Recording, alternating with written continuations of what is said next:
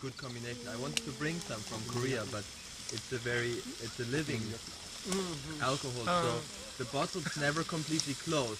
If you close or glass bottles, it's only plastic, and the lid is very loose. So if I take it from Korea all over,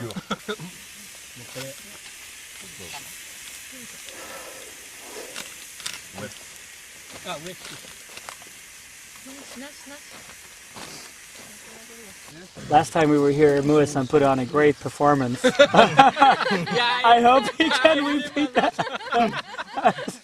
That was just incredible. You have never seen anything like it. shared with us. We're always eager to hear new stories about our beloved senior, our superior. Yeah, he showed his true face.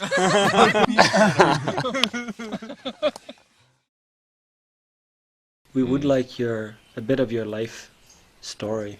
I mean, first encounter with Zen. How did that happen? I was 16 and I lived in boarding school.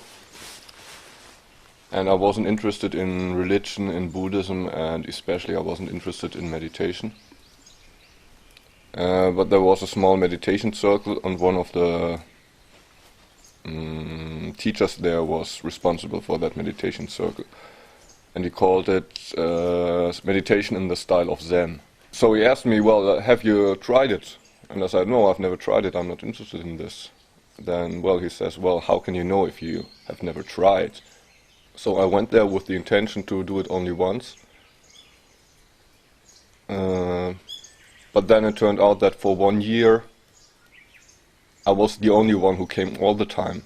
Why did you go back to do that sitting? I don't know, there was a certain pull, and also for the first time I had the feeling that I have really contact with my body.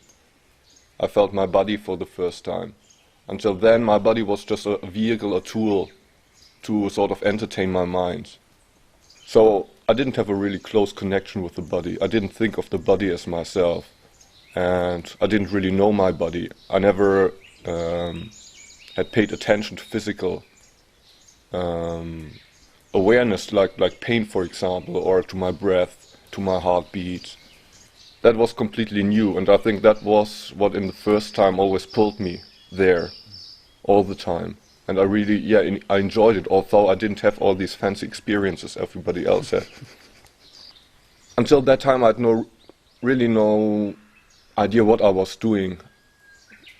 And I started to read books on Zen for the first time then, after almost 1 year of sitting. I heard about things like Satori. For many people it's the other way around. First they hear Satori and then they hear, to get Satori you have to do Zazen. For me that was first the physical experience. And then I heard there's something like Satori, the solution to all the problems, the answer to everything. From the time I was 9 or 10 years old, there was this question, if I have to die someday, then in that moment it will not have mattered if I had a happy life or an unhappy life, if I have lived for 100 years or only for 10 years, if I have committed suicide, if I have been father of 12 children, if I've been a mass murderer. It won't make any difference in the moment when I die, because, well, then I'm gone.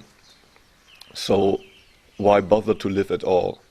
But then when I read Suzuki, I thought, or Kaplo, I thought, well, this feels fine. I feel my body, it feels good, although I'm not knowing what I'm actually doing. And plus, I could find all the answers to all these doubts I had and never solved, and nobody could answer to me. From that time, there came to be a distance between myself and the practice, because now I couldn't be content with sitting alone anymore, because I was waiting for this moment where not only I was feeling good in the sitting, but also the answer would be there to all those questions. So you got caught in the enlightenment. Exactly. I got caught in that pitfall everybody falls into. And then I went for 1 year to Japan in 22, and they gave me the address of Shohaku-san. I was supposed to study in Kyoto for 12 months, but I was dissatisfied with the situation there. So after 6 months, I quit and went to Antaiji through Shohaku-san's introduction. And when I went here, I thought, well, this is really it. What is it that draws me there to sit on a cushion in front of the wall? I could give many explanations, but none that would satisfy myself. And even now I couldn't tell you why I'm doing this. If you want to express it a negative way, it's a kind of addiction. An addiction? Yeah.